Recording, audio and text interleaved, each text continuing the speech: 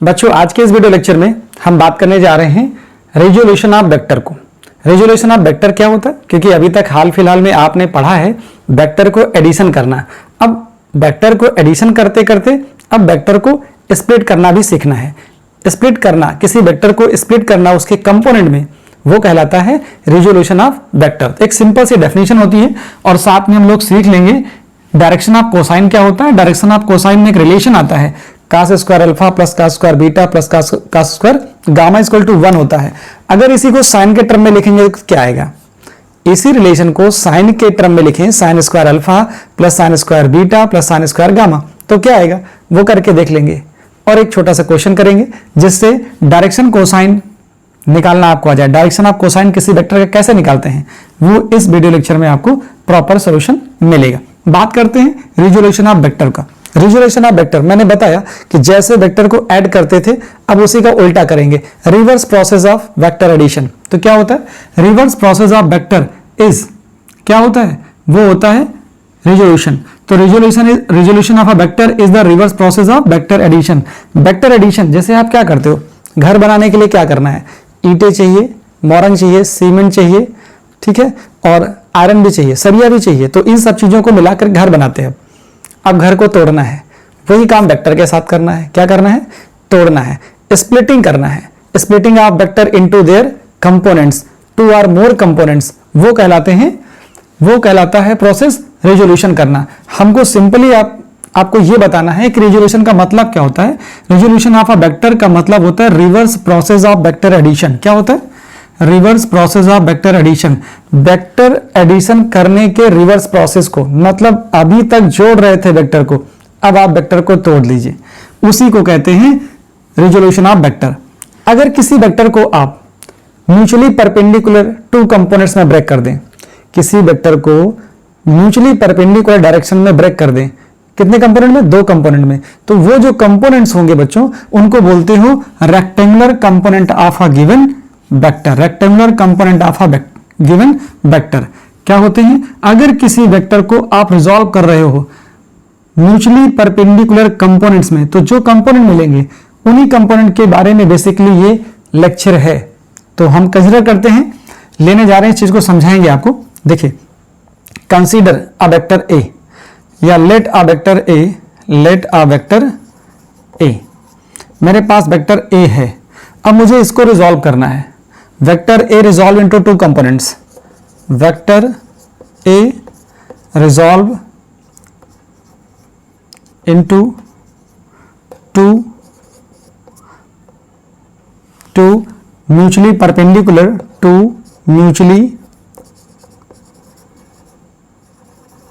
Perpendicular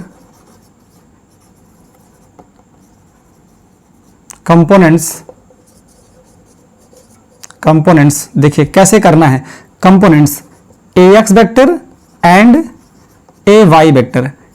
vector A को मैंने 2 part में तोड़ा है। कैसे तोड़ा है उसको फिगर से देखिए।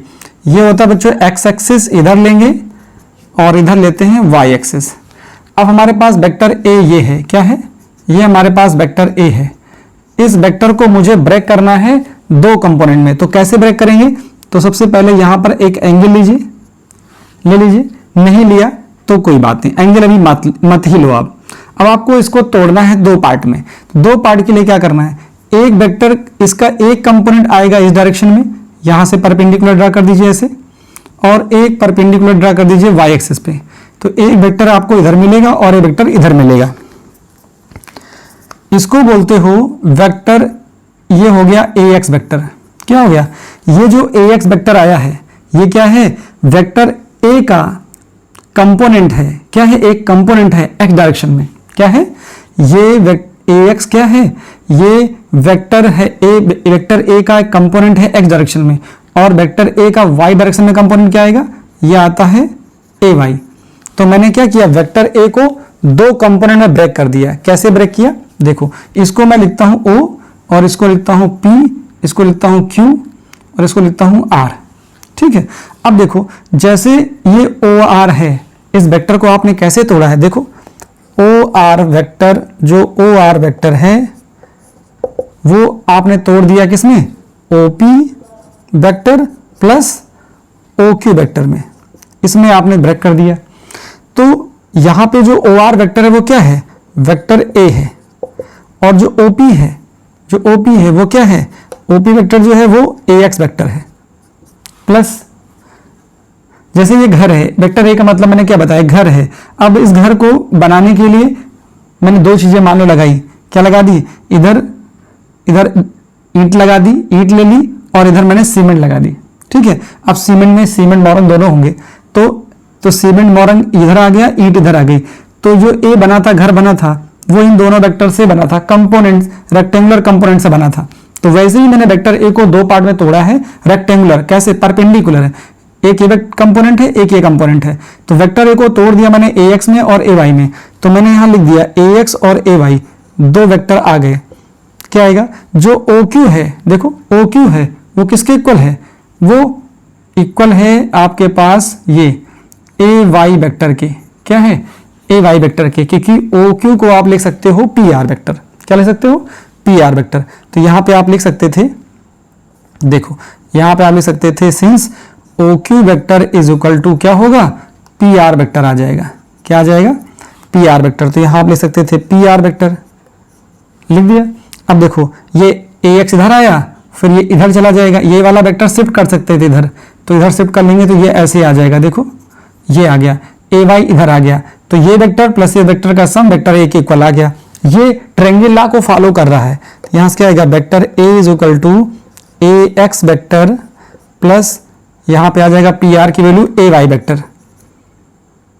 तो ये तो सिंपल अभी मैंने ब्रेक किया है वेक्टर A को उसके कंपोनेंट में, कैसे हैं, रेक्टेंगुलर कंपोनेंट्स हैं।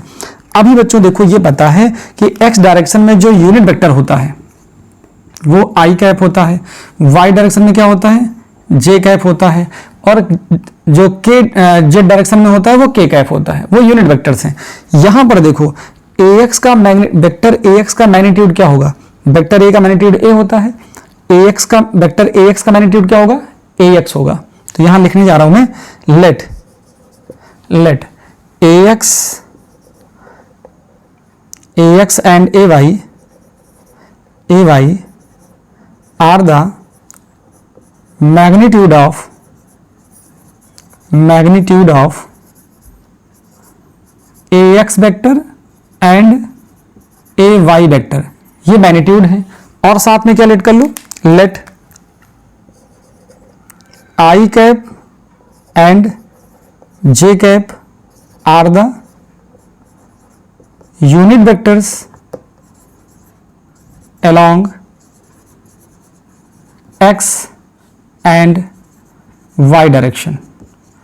आपने ये मान लिया, जब ये मान लोगे तो क्या आएगा, जो वेक्टर AX है उसको क्या ले सकते हो, जो वेक्टर AX है उसको ले सकते हो AX, और उसमें डायरेक्शन आ जाएगी, देखो उसमें डायरेक्शन आ जाएगी, AX का मैग्नीट्यूड है और उसकी डायरेक्शन है, क्योंकि AX वेक्टर किधर है, X डायरेक्शन में है।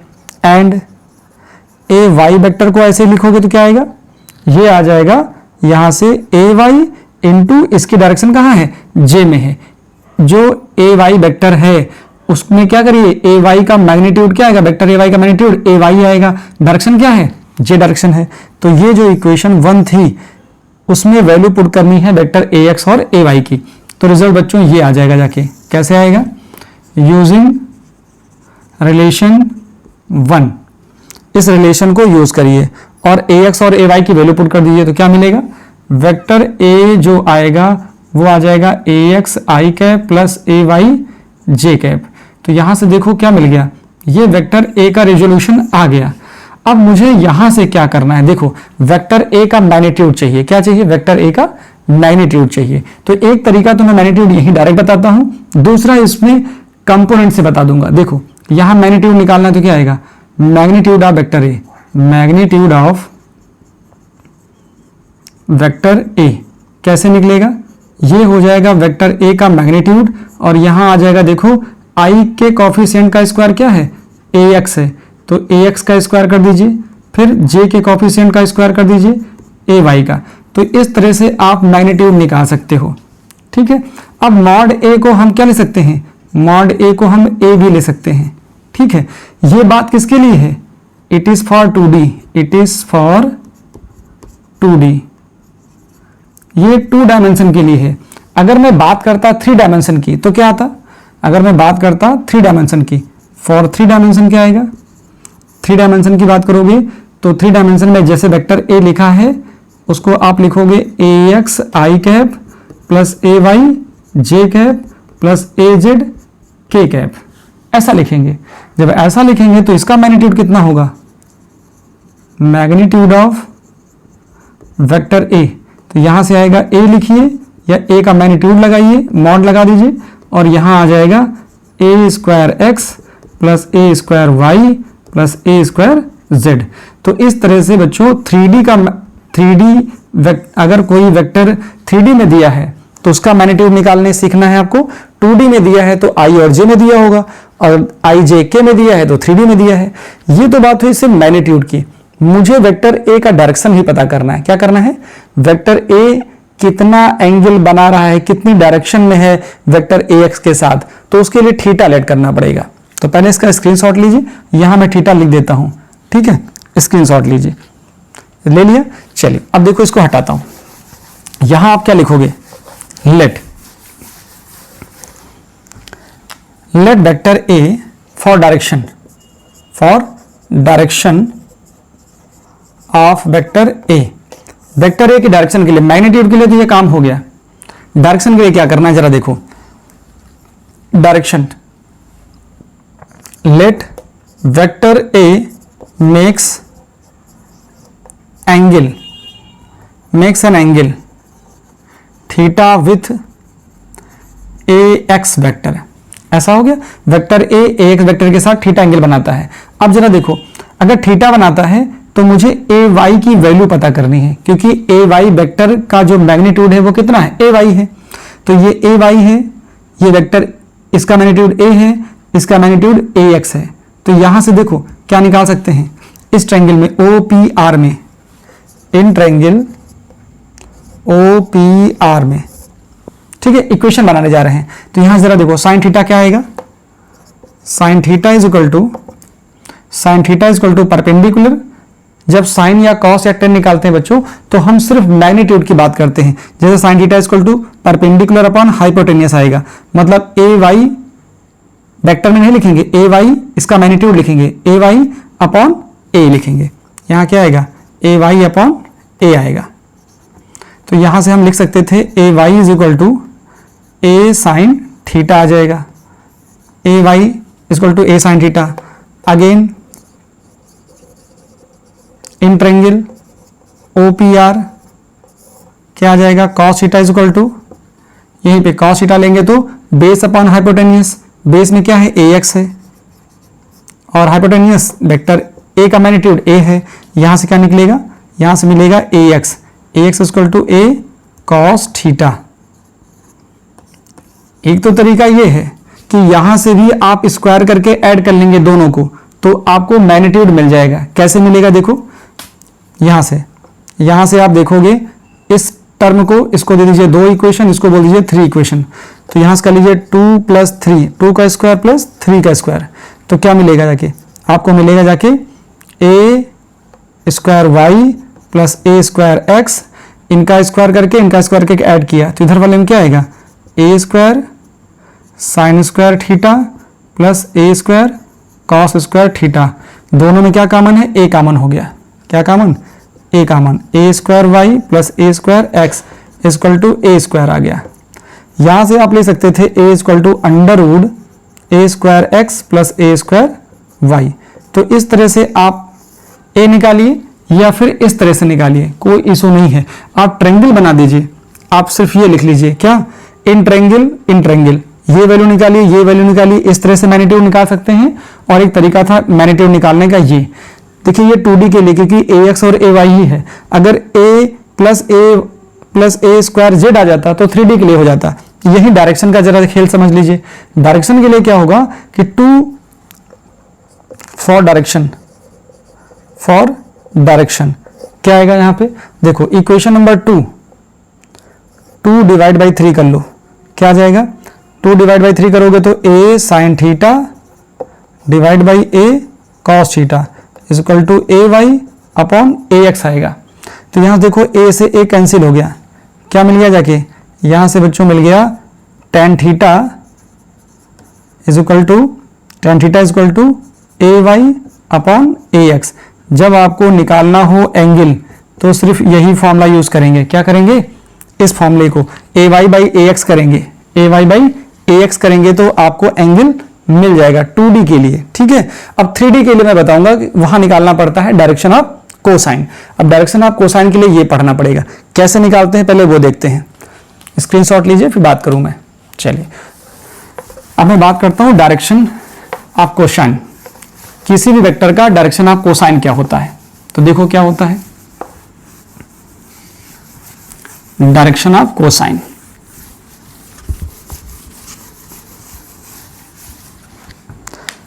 Direction of cosine of a vector, direction of cosine of a vector, direction of a cosine of a vector. तो यहां पे ये बोलना पड़ता है कि अगर कोई वेक्टर है तो वो vector X axis, Y axis और जेड एक्सिस से कितना एंगल फ्रेम कर रहा है। लेट वेक्टर ए क्या है, ए एक्स आई कैप प्लस ए वाई जे कैप प्लस ए जेड के कैप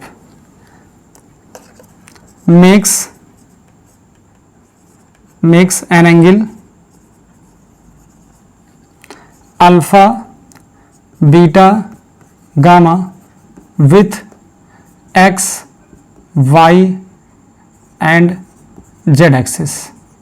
अगर ऐसा है कि जो वेक्टर ए है वह x एक्सिस से अल्फा बनाता है, y एक्सिस से बीटा बनाता है, z एक्सिस से गामा एंगल बनाता है, तब क्या होगा, देन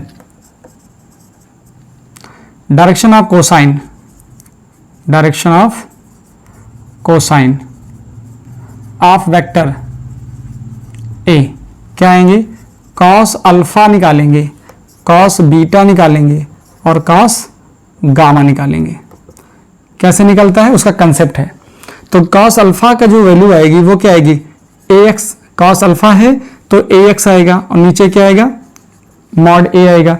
मतलब इसका जो मॉड आता है यहां मैं लिखता हूं, देखो ये जो ए आएगा, ए जो होता है वो मॉड ए के इक्वल होता है और ये होती है वैल्यू बच्चों ए square x plus a square y plus a square Z होता है। ठीक है, ये आप याद रखना कि जो मॉड ए होता है वो ये होता है। तो जो ए लिखा है वो मॉड ए ही है। यहाँ क्या आएगा, ये होता है ए वाई बाई मॉड ए और ये होता है ए जेड बाई मॉड ए। तो यहाँ लिखा था कि ये कैसे होता है, तो हो जाएगा, जरा स्क्वायर करके ऐड कर लीजिए, क्या रिजल्ट आया, cos square alpha plus cos square beta plus cos square gamma. इधर देखोगे तो क्या आएगा, a square x plus a square y plus a square Z. नीचे भी ए स्क्वायर आएगा, ए स्क्वायर आएगा, ए स्क्वायर आएगा, मतलब नीचे क्या आएगा, ए स्क्वायर आएगा। अभी देखो ए इसका अगर स्क्वायर कर दोगे तो क्या आएगा, ए स्क्वायर रूट के अंदर है, ए square x plus a square y plus a square Z root के अंदर है। स्क्वायर करेंगे तो क्या आएगा, यहाँ पे ए स्क्वायर आएगा तो ये वैल्यू मिल जाएगी ऊपर वाली। इसका मतलब ये है कि जहाँ ये लिखा हुआ है ए square x plus a square y plus a square Z, इसको मैं क्या लिख सकता हूँ, यही सेम लिख सकता हूँ, ए square x plus a square y plus a square Z. तो ये कट जाएगा सेम वैल्यू और यहाँ क्या मिलेगा, 1 मिल जाएगा। तो इसका मतलब ये आ गया कि cos square alpha plus cos square beta plus cos square gamma equal to 1 आ गया। एक तो रिजल्ट ये है।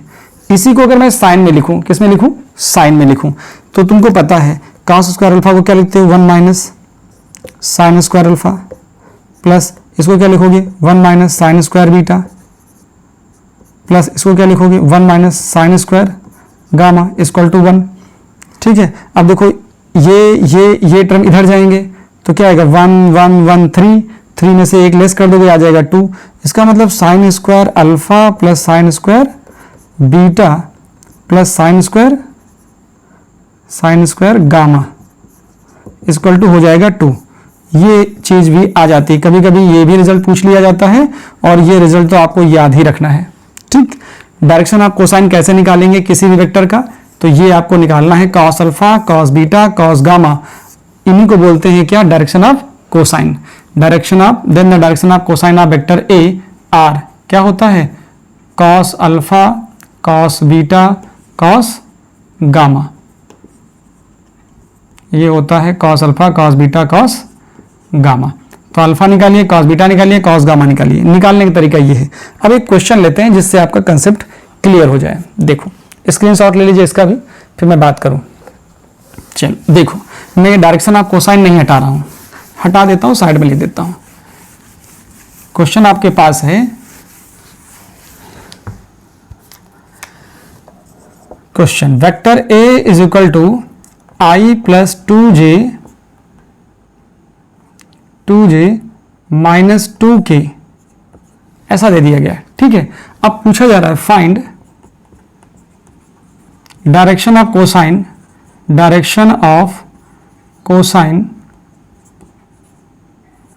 ऑफ अ वेक्टर ए, या गिवन वेक्टर कह लीजिए, ठीक है। तो क्या करना होता है, सबसे पहले मॉड ए निकालिए। क्या निकालिए, सॉल्यूशन के लिए मॉड ए निकालिए, क्योंकि आपको निकालना है कॉस अल्फा, आपको निकालना है कॉस बीटा, आपको निकालना है कॉस गामा, ये चीज़ें निकालनी है। और ये पता है कि इसके लिए क्या होता है फॉर्मूला कॉस अल्फा का, ax अपॉन मॉड ए।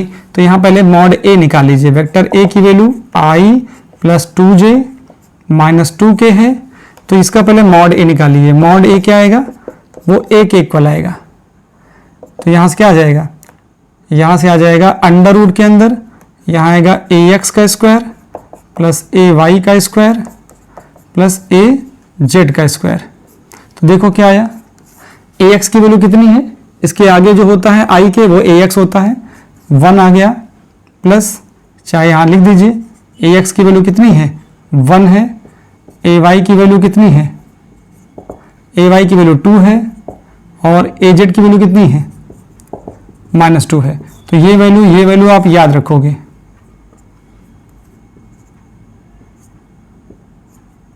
ठीक। यहां पुट कर दीजिए, तो ये आएगा 2 का स्क्वायर फिर -2 का स्क्वायर। ये आपको रिजल्ट क्या दे देगा, ये दे देगा 1 + 4 + 4, ये दे देगा 9। 9 का मतलब हो जाता है 3। ए की वैल्यू आपको 3 मिल जाती है। अब निकालिए direction of cosine, direction of cosine of a vector A क्या आएगा, cos alpha is equal to ax divide, यहाँ आएगा मॉड ए, कॉस बीटा आएगा, ये आएगा ay अपॉन मॉड ए, कॉस गामा, ये आता है az बाई ए। सिर्फ वैल्यू पुट कर देना है, रिजल्ट आ जाएगा। ये होता है डायरेक्शन ऑफ कोसाइन। ax की वैल्यू कितनी है, i के आगे ax होता है, तो ax की वैल्यू कितनी 1, और a की वैल्यू कितनी आई है 3, तो ये आ गया आंसर। ay j के आगे आता है ay, इसका मतलब 2 आ गया, यहाँ 3 दिया ही a की वैल्यू, k के आगे k कैप के आगे क्या आता है az आता है, तो यहाँ से लिख देंगे k का कॉफिशिएंट -2, तो -2/3। ये बच्चों आंसर आ जाता है। ये होता है डायरेक्शन ऑफ कोसाइन। क्या होता है डायरेक्शन ऑफ कोसाइन। तो आज अभी आपने हाल फिलहाल में क्या सीख लिया है, resolution of vector. Resolution of vector क्या था, जोड़ने का उल्टा जो प्रोसेस होता है उसी को बोलते हैं रिजोल्यूशन। नाम से क्लियर है, रिजोल्यूशन देना है मतलब रिजॉल्व करना है, तोड़ना है, ब्रेकिंग करना है, स्प्लिटिंग करना है, स्प्लिटिंग ऑफ अ वेक्टर या reverse process of addition of vector, उसी को आपने बोला है रिजोल्यूशन ऑफ वेक्टर। चलिए इतना आज के लिए, फिर मिलते हैं नेक्स्ट वीडियो में।